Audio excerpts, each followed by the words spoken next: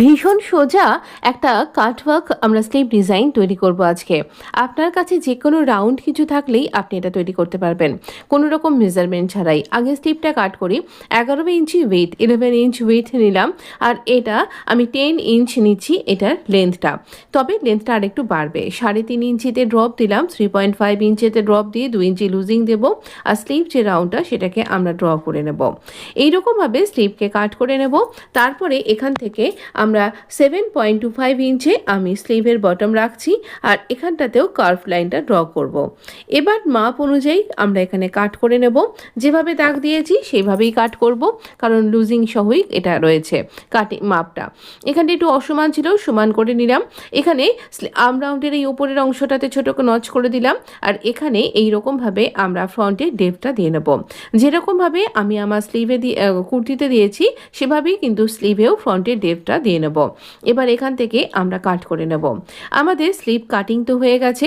এবার আমি নিয়েছি এইরকমভাবে 3 ইঞ্চি আমি ক্যানভাসের স্ট্রিপ নিয়েছি। এরকম স্ট্রিপটা নিয়েছি, এটা 4 ফোল্ড করা রয়েছে। তো আমার স্লিভের যে বটমটা তার মাপেই রয়েছে এটা। আর এখানে 1/2 ইঞ্চিতে মার্ক করলাম। 1/2 ইঞ্চিতে মার্ক করে আমি এটা সোজা সোজা দাগ টেনে দেবো। একদম স্ট্রেট লাইন ড্র করলাম। এবার আমার কাছে গোল জিনিসের মধ্যে এটা আমার বেশ ভালো লাগলো। আমার এটা পাউডার কোটোর একটা ঢাকনা, তো সেটাকে রেখেছি। আর সেটা পুরোটা আপনি এভাবে বাড়িয়ে রাখতে পারেন, এরকম গোল ঢাকনাটা। কিন্তু আমি এই ঢাকনাটার শুধুমাত্র এই মাঝখানটা নিচ্ছি। এই মাঝখানটাতে দাগ দিয়ে তারপর এটাকে আঁকলাম। আবারও কিন্তু একটু সরিয়ে আবার এটাকে আঁকবো, একটু গায়ে গায়ে নয়, একটু সরিয়ে আঁকবো। তারপর এখান থেকে পিন দিয়েছিলাম, তাই জন্য দাগটা নড়ে গেল, তাই আবারও সরিয়ে আবারও আঁকলাম। তারপরে আবারও ওই রকমই একটু গ্যাপ রেখে এভাবে আঁকলাম। কিন্তু দেখুন এভাবে করতে গেলে আমার না এখানটা কীরকম এলোমেলো হয়ে গেল, মানে 3 রকমের সার্কেল, তাহলে তো ভালো লাগবে না। তাই আমি এরকমভাবে ভাঁজ করে নিলাম। 3টে ফোল্ড করছি, 3টে ফোল্ড করে এইভাবে করছি। তাহলে এই ফার্স্ট সার্কেলটার মাপটাই আমার সবচেয়ে ঠিকঠাক লেগেছে, তাই এই মাপ করেই আমরা এখানে এই পুরো কার্ভটাকে কাট করে নেব। এতে দুটো সুবিধা হবে, ঠিকঠাক মাপের একই রকমের আমি এই কাটওয়ার্কটা পেয়ে যাব, আর উইদাউট স্কেল এটা করতে পারবো। তবে আজকাল কিন্তু অনলাইন অনেক রকম স্কেল পাওয়া যায়, আপনি সেগুলোও পারচেস করতে পারেন। তবে এই ব্যাপারটা কিন্তু বেশ সহজ, আপনি যে কোনো কেউ কিন্তু বা বিগিনার্সরা এটা সহজেই পারবেন। তো 3 ইঞ্চির স্ট্রিপ নিয়েছি, আর এটাকে আমি ক্যানভাসটাকে এই যে কাট করলাম সেই কাটওয়ার্কটাকে কিছুটা অংশ ছেড়ে রেখে আমি এখানে আটকে নিয়েছি। সমান মাপের আরও একটা ফ্যাব্রিক নিয়েছি, মানে আমার মোট 4টে স্ট্রিপ লাগবে 2টো স্লিভের জন্য। এই স্ট্রিপগুলো সোজা সোজা স্ট্রিপ, কোনো বায়া স্ট্রিপের দরকার নেই। কুর্তির পাশ থেকে পরে থাকা ফ্যাব্রিক দিয়েই আপনি অনায়াসেই ডিজাইনটা তৈরি করতে পারবেন, এক্সট্রা করে কোনো ফ্যাব্রিক লাগবে না। এবার আমরা একদম যে আপনার মেশিনের সব থেকে ছোটো যে বকেয়াটা আছে সেই মোড়ে নিয়ে যান, বা সেখানে আপনি পেঁচকসটাকে ঘুরিয়ে নিয়ে যান। তারপর এখানে স্টিচ করতে থাকুন। একদম ছোট ছোট সেলাই করে কিন্তু কাটওয়ার্কটা স্টিচ করতে হবে। মেশিনটা একটু বিগড়া ছিল, বারবার অফ অন হয়ে যাচ্ছিল। এই ঊষা জনমী মেশিনে এই যে প্লাগটা ভালো করে না আটকানো থাকে না, একটু কিছুতেই এটা খুলে যায়, বা আপনিও খুলে যায়। কেন এটা হয় আমায় যদি কেউ জানেন অবশ্যই কমেন্ট বক্সে লিখে জানাবেন, তো তাহলে খুব উপকার হয়। কি করে এর থেকে সুরাহা মেলে। তো আপনি নিশ্চয়ই দেখতে পাচ্ছেন যে এই রকমভাবে কি সুন্দরভাবে কাটওয়ার্কটা আমরা কিন্তু ক্যানভাসের ধার ঘেঁষে ঘেঁষে স্টিচ করব।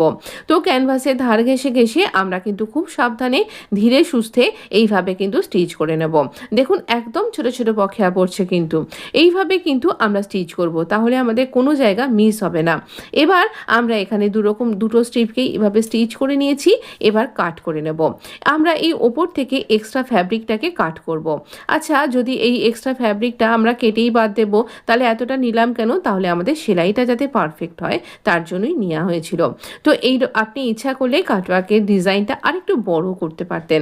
আমি কিন্তু অতটা বড় করিনি, কারণ এতেই আমি যতটা চাইছিলাম তার থেকে বেশ বড়ই হয়েছে। তো এই রকমভাবে আমি এটাকে ভেতর থেকে এইভাবে কাট করে এক্সট্রা ফ্যাব্রিকে বার করে দিচ্ছি, আর একদম এন্ড পর্যন্ত কিন্তু কাট করছি। তবে খেয়াল রাখবেন কোনো জায়গাতেই কোনো সুতো যেন আপনার কাট হয়ে না যায়, কোনো থ্রেড বা কোনো সেলাই যেন আমাদের কাট হবে না। শুধুমাত্র এক্সট্রা ফ্যাব্রিকেই কাট করব। তারপরে কোনাগুলোতেও ছোটো ছোটো কাট করে নিলাম। এই যে দেখুন একদম এই কোনাগুলোতে, মিডল কোনাগুলোতে একটু করে কাট করে দিন ছোটো ছোটো করে, দেখবেন যেন সুতোটা কাট না হয়ে যায় সেলাইয়ের। এইভাবে আমরা এটাকে আঙুলের সাহায্যে এভাবে টার্ন করে নেব।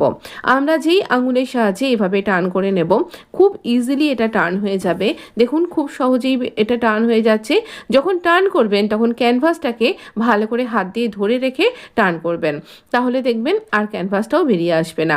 অনেক সময় গামটা খুলে যায়। তো এবার আমি আয়রন করেছি আর আমি 1/2 ইঞ্চি করে ফোল্ডও করে দিয়েছি। এবার এই ফোল্ডিং অংশটার মধ্যে আমি আমার এই স্লিভের বটমটাকে ইনসার্ট করে দেব। দিয়ে একই সাথে আমি এই 3টে ফ্যাব্রিককে একই সাথে একটা সেলাইয়ের মাধ্যমে স্টিচ করব। আপনি যদি মনে করেন এখানে কিন্তু লেস লাগাতে পারেন। আমি এখানে লেসটা লাগাবো না। আমার কুর্তির ডিজাইনটা যদি আপনি এখনও দেখে না থাকেন অবশ্যই একবার দেখে নেবেন। সেটা কিন্তু ভীষণ সুন্দর দেখতে হয়েছে। আর সেখানে এতটা জমকালো হয়েছে বলে কুর্তির ভেতরে আমি আর স্লিভটার মধ্যে আর শুধুমাত্র কাটওয়ার্ক ডিজাইনটাই আমার মনে হলো বেশ ভালো লাগবে। তবে কাটওয়ার্কটাকে আমি একটু কাফের মতন করে অ্যাটাচ করছি, এতে করে দেখতে বেশ সুন্দর লাগবে। এখানটা কাফ স্লিভের মতন হয়ে থাকবে। আর এই হচ্ছে কুর্তির ডিটেল ডিজাইনটা। দেখুন কতটা সুন্দর হয়েছে। আমি না এই ডিজাইনটাতে প্রিন্সেস কাট করেছি। ব্যাক পার্টটা একরকম করেছি যাতে করে ফ্লেয়ারটা বাড়ে, আর ফ্রন্ট পার্টে প্লিট লাগিয়ে ফ্লেয়ারটা বাড়িয়েছি। এরকম ভি নেক আংরাখা স্টাইলে তৈরি করেছি, ওভারল্যাপ করে, দেখতে অনবদ্য হয়েছে। আর ফিটিংসের কথা কী বা বলবো, আপনি যদি আমার নিয়মিত দর্শক হয়ে থাকেন তাহলে তো আপনি জানেন আমার তৈরি এই সমস্ত কুর্তিগুলোর ফিটিংস কিন্তু ভীষণ সুন্দর হয়। আমি ব্যাক পার্টটা দেখালাম, সেখানে কলি ইনসার্ট করেছি। যদি এখনও এই ভিডিওটা দেখা না হয়ে গিয়ে থাকে অবশ্যই একবার চেক করে নিন। আর এই হচ্ছে স্লিভটার কমপ্লিট লুক, যেটা কিন্তু একদম অনবদ্য হয়েছে। অবশ্যই জানাবেন কীরকম সুন্দর লাগছে আর কতটা আপনার ভালো লাগলো। আমি প্রিন্সেস লাইনটাকে হাইলাইট করেছি এই লেসটা দিয়ে, আর এই লেসটা দিয়ে হাইলাইট করেছি পিঙ্ক কালারের এইভাবে আংরাখা এবং ওভারল্যাপিংটাকে। কেমন লাগলো জানাতে ভুলবেন না। সাথে থাকবেন, পাশে থাকবেন। ধন্যবাদ।